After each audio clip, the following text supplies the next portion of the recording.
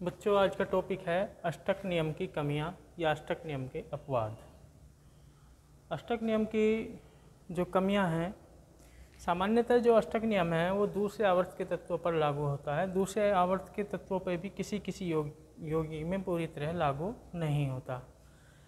यह कार्बनिक अणुओं की संरचना को ही समझने में ज़्यादा सहायक होता है, अन्य अणुओं की संरचना में इतना सहायक नहीं होता। 3 प्रमुख इसकी कमियां हैं। पहली, अपूर्ण अष्टक वाले अणु, मतलब ऐसे अणु जिनमें केंद्रीय परमाणु पर अष्टक पूरा नहीं होगा। जैसे यहाँ पे हम देखें LiCl का उदाहरण।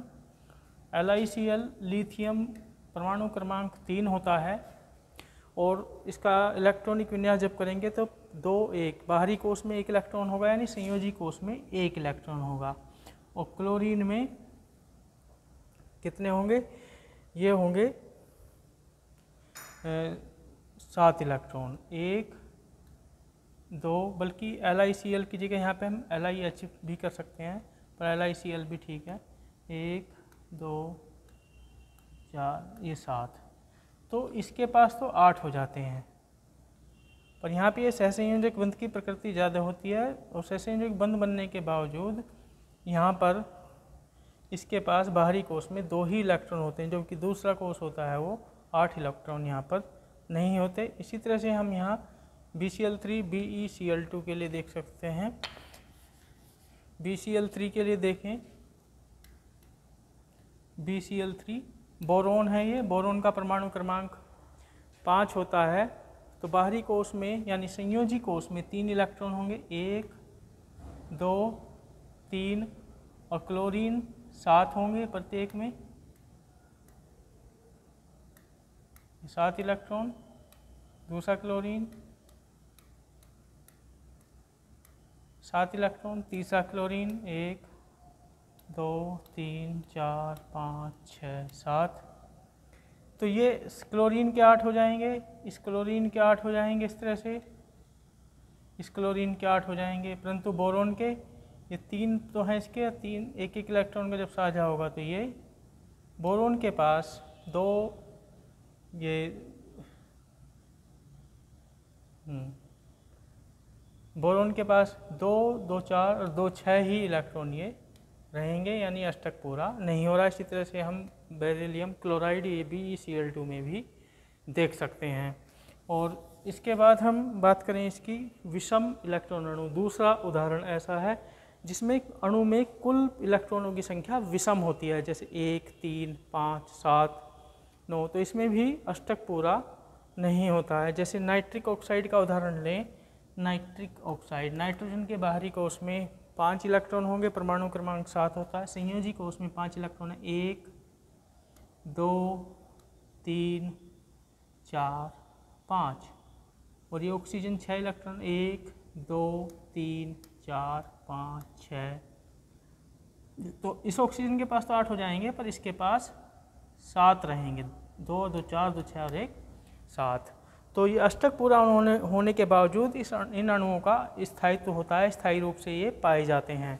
तो ये अष्टक नियम की कमियां हैं कि व्याख्या नहीं कर सकता कि इनकी ये स्थायी क्यों है। अष्टक नियम की सहायता से हम इसकी व्याख्या नहीं कर सकते, ना ही इनकी कर सकते, इनमें भी अष्टक पूरा नहीं है। इसी तरह से हम नाइट्रोजन डाइऑक्साइड का उदाहरण देखें।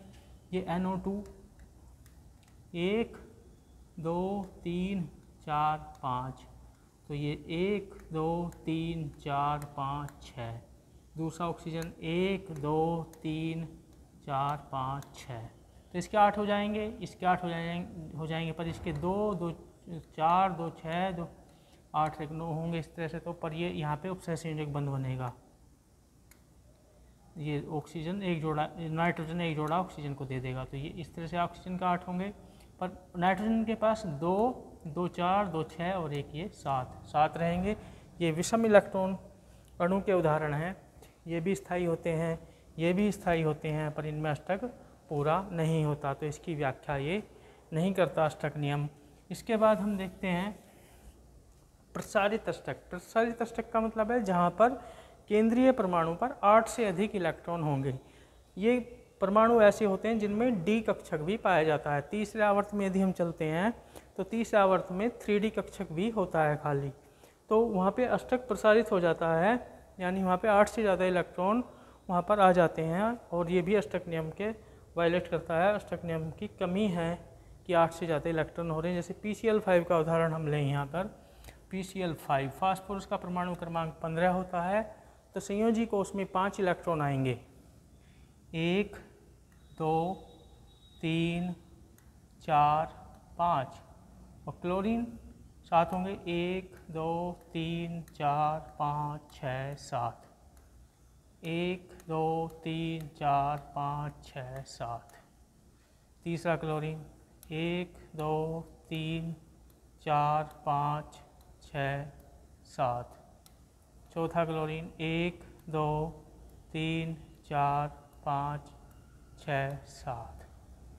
और ये पाँचवा 1 2 3 4, पाँचवा क्लोरीन 1 2 3 4 5 6 7। अब देखो इसके पास पूरे 8 हो जाएंगे इस तरह से, ये इसके पास 8 हो जाएंगे, इसके पास 8 हो जाएंगे, इसके पास 8 हो जाएंगे, इसके पास 8 हो जाएंगे। बस जब फास्फोरस एक एक इलेक्ट्रॉन का साझा करेगा तो 2 2 4 2 6 2 8 और ये 2 10, यानी फास्फोरस के बाहरी कोष में 10 इलेक्ट्रॉन हो जाएंगे, यानी 8 से ज़्यादा। तो ये अष्टक नियम का अपवाद है, अष्टक नियम की कमी है, इसकी व्याख्या अष्टक नियम नहीं कर सकता। इसके लिए बाद में अधिकतम सहसंयोजकता का नियम दिया गया, जिससे ये इनकी व्याख्या होती है। इसी तरह से हम SF6 को देखें तो यहाँ पे सल्फर के बाहरी कोष में 12 इलेक्ट्रॉन हो जाते हैं। तो इस तरह से अष्टक नियम की 3 प्रमुख कमियाँ हैं ये कि अपूर्ण अष्टक वाले अणु जिनमें 8 इलेक्ट्रॉन से कम सम इलेक्ट्रॉनों की संख्या तो सम होती है पर 8 से कम होती है केंद्रीय परमाणु पर। यहाँ पर विषम इलेक्ट्रॉन अणु होता है, यानी कुल इलेक्ट्रॉनों की संख्या विषम होती है, और यहाँ पर 8 से अधिक इलेक्ट्रॉन केंद्रीय परमाणु पर पाए जाते हैं, यानी पूरे 8 इलेक्ट्रॉन इनमें से किसी पर भी नहीं पाए जाते और इन सभी अणुओं का अस्तित्व है और ये स्थायी रूप से मिलते हैं। तो ये अष्टक नियम का अपवाद है। इसके अलावा अष्टक नियम की ये भी कमियां हैं कि ये संरचना नहीं बताता पूरी तरह से, मॉलिक्यूल की संरचना क्या है इसके बारे में अष्टक नियम से कुछ नहीं पता चलता। और अष्टक नियम ये कहता है कि कोई भी तत्व का परमाणु जब संयोग करता है तो अक्रिय गैस का इलेक्ट्रॉनिक विन्यास प्राप्त करने की कोशिश करता है, क्योंकि अक्रिय गैसें निष्क्रिय होती हैं तो ये भी निष्क्रियता प्राप्त करने की कोशिश करता है। परंतु हम देखते हैं कुछ अक्रिय गैसें हैं जैसे जेनोन है और क्रिप्टोन है, ये फ्लोरीन तथा ऑक्सीजन के साथ ये यौगिक बनाती हैं। तो ये यौगिक बनाती हैं तो इसका मतलब अक्रिय गैस भी ये निष्क्रिय नहीं है। तो इस बात की व्याख्या भी फिर अष्टक नियम नहीं कर सकता कि ये किस वजह से फिर 8 इलेक्ट्रॉन पूरा करने की कोशिश करते हैं। तो अष्टक नियम की एक कुछ कमियां मैंने आपको, प्रमुख कमियां आपको बता दी हैं। इसके बाद आगे कल बताऊंगा।